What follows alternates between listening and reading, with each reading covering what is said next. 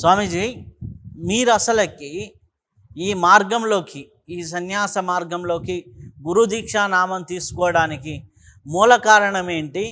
ఎట్లా ఈ పరంపరలోకి, వీరబ్రహ్మం గారి పరంపరలోకి ఎలా రావటం జరిగింది? 1982లో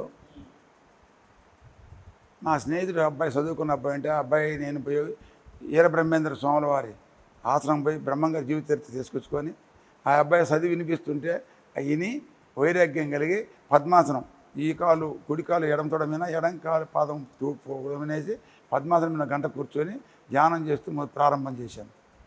అక్కడి నుంచి వైరాగ్యం కలిగి ఇక ఈ భక్తి మార్గంలోకి శ్రీశైలం పోయాను తపస్సు చేయాలని.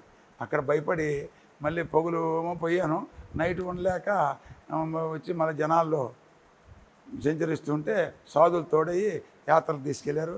ఆ సాధు మహాత్ముల దర్శనం వల్ల, సాధునాం దర్శనం పుణ్యం, సుర్శనం పాపనాశనం, సంభాషణం కోటిరిద్ద బలం, వందనం మోక్షదాయంగా అన్నట్లు ఆ మహానుభావులు సాధు సాంగత్యం వల్ల నాకు ఈ భక్తి మార్గంలోకి ప్రవేశించాను.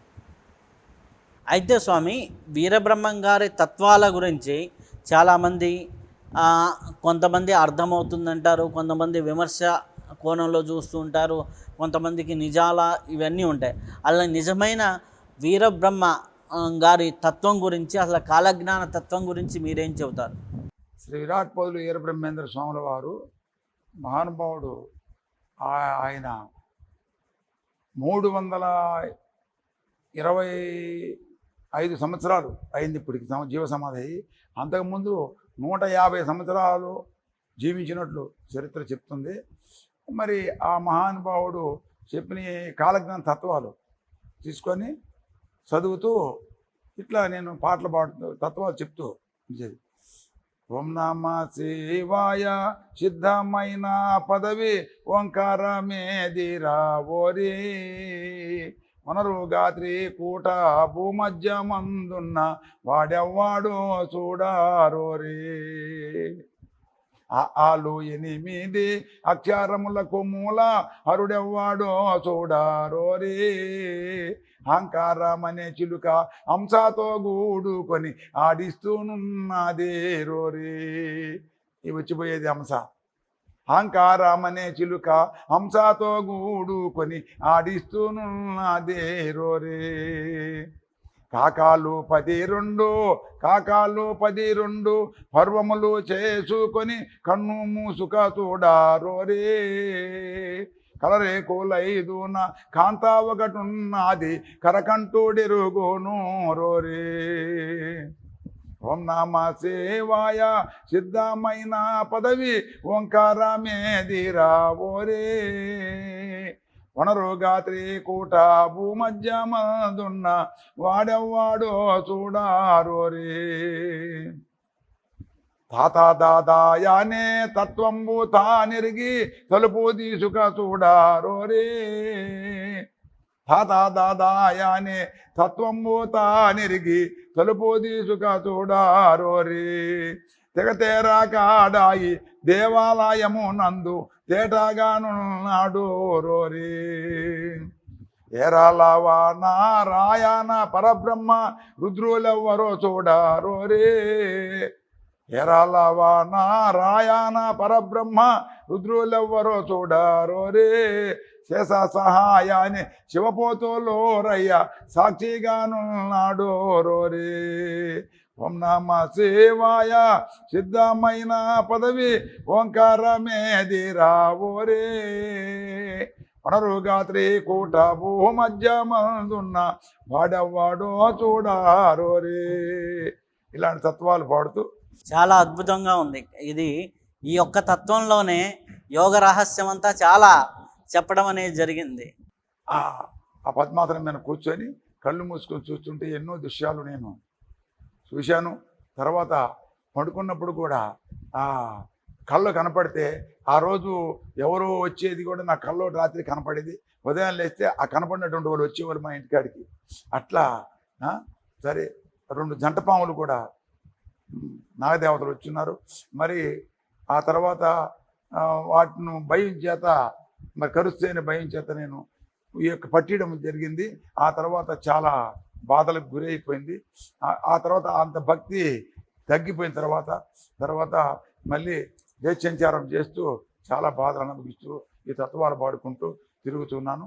అయితే ఇక్కడ ఏంటంటే ఆ ఓంకారం అనేటువంటిది ప్రణవం, ఆమె సృష్టికి మూల కారణం. ఆ అకార ఉకార మకారం అనేటువంటి 3 మాతృకలు కలిగినటువంటిది ఓంకారం. ఆ ఓంకారంలోనే సప్తగుణము, రజోగుణము, తమో గుణం 3 వచ్చేది కూడా. ఆ ఓంకారం అనే శక్తి వల్లనే ఈ యొక్క సమస్తము ఏర్పాటు జరుగుతున్నది. అటువంటి ఆ తల్లి మనకు ఎంతో కటాక్షించి నన్ను ఈ మంచి మార్గంలోకి పోతూ ఉన్నది, తీసుకుపోతూ తర్వాత అనేక మంది గురువులను, సాధువులను, మహాత్ములను సందర్శన చేశాను. కనీసము నేను ఆ వయసు 1982లో ఒక మహానుభావుని 8 అడుగులు పైన ఉన్నటువంటి మహానుభావుని, గుడ్డలు లేకుండా పోతున్నటువంటి 2 మహాత్ములను చూశాను. ఎక్కడ? బేస్తవారిపేట దగ్గర, సోమవారపేట బేస్తవారిపేట ఉంది ఖమ్మంలో. అక్కడ మా నాయనలు అక్కడ కాపురం చేస్తున్నారు. అప్పుడు 1982లో అక్కడ ఉన్నాను నేను. అప్పుడు నేను నారరంగయ్య సత్రం కట్టుకుని ఉండు. సత్రం కట్టాడు ఆయన, నారరంగయ్య. ఆ సత్రంలో సాధువులు మహాత్ములంతా వచ్చేవాళ్ళు. ఆడ వచ్చి తత్వాలు పాడుకుంటూ తింటూ అక్కడే పడుకొని వాళ్ళకి ఏదైనా లేకపోతే మా ఇంట్లో భేదవాళ్ళు ఉండేది కాదు. ఆ ఇంటికి తీసుకుని ధనం పెట్టుకొచ్చి వాళ్ళకి పెట్టేవాడిని. వాళ్ళు పాడి తత్వాలన్నింటి ఇంట్లో కూర్చుండేవాడిని. అట్లా ఆడే పండుకొని ఒకరోజు 1 లేచినప్పుడు మా అజానుభావులు బట్టలు లేకుండా పోతూ ఉన్నారు. రోడ్డుని బేచరపేట పోతున్నారు. ఇది ఖమ్మం నుంచి బేచరపేట పోతున్నారు. కనపడ్డారు. ఎవరితో మనగడంలే. వాళ్ళని దెంబడించాను. పోయినా తిరిగి చూడలా. అసలు ఎవరు పోవడంలే. ఒక్క నూనె కూడా ఒంటి మీద లేదు. ఎవరి స్థాయి చూడడంలే. వాళ్ళ ద్వారా వాళ్ళే పోతున్నారు. చూశాను, నమస్కారం పెట్టుకొని వచ్చేసాను. అట్టటి మహానుభావుని 2 చూశాను. మానంది అడవుల్లో కూడా తపస్సు చేయడానికి పోయాను. 5 నందులు ఉంటాయని చెప్తే అక్కడ కూడా మహానుభావుల దర్శనం నాకు కలగలేదు. కానీ ఆశ్రమంలో తపస్సు చేయడానికి మునులు వస్తారు, పౌర్ణమి రోజున దర్శనమిస్తారు. వాళ్ళని పట్టుకొని జన్మరాహిత్యం చేసుకుందామని తపస్సుకు పోయా. మానంది క్షేత్రానికి పోయి అడవుల్లో కృష్ణనంది, విష్ణునంది, శివనంది 5 నందులు ఉంటాయన్న పాటికి అడవుల్లోకి పోయి దారి కనుక్కోలేక రాత్రిపూట వెళ్ళిపిస్తుంటే ఒక మార్గంలో ఒక మనిషి మాదిరిగా వచ్చి నన్ను అడవి నుంచి బయటికి పంపించి కాపాడి అటువంటి దృశ్యాలను కూడా నేను ఎన్నింటినో చూశాను ఈ మార్గంలోకి వచ్చినాక. మీ గురుగారిని ఎలా కలిశారు? మా తర్వాత గురువు దగ్గర చేరాను. విశ్వబ్రహ్మలు ఫస్ట్ నాకు గురువు అయ్యగారు, బ్రహ్మంగారి కోవ చెందినట్టు. ఆ మఠంలోనే ఆచార్యగా ఉన్నారు. నేను ఖమ్మానికి కొంచెం దూరంలో సత్యం అనే దేవస్థానం ఉంది. అక్కడ గురు శిష్యులు బాధ చెప్పుకుంటుంటే నేను అక్కడ కూర్చొని విన్నాను.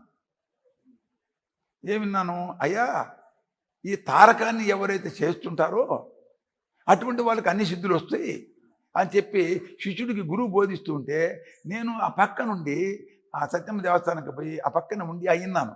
నేనేం చేసినప్పటి నుంచి ఈ తారకాన్ని లోపల బయటికి నడమనీయకుండా లోపల నిలుపుకుంటూ కొంచెం అభ్యాసం చేస్తూ వచ్చాను. వస్తే ఏమవుతుందంటే ఎక్కడ గురువులు ఉండేది, ఎక్కడ భక్తులు ఉండేది, వైరాగ్యం చేత అడవులు పోయి తపస్సు చేసుకొని కళ్ళు మూసుకొని కళ్ళు తెరవకుండా ఉండాలనేది వైరాగ్యం కలిగింది నాకు.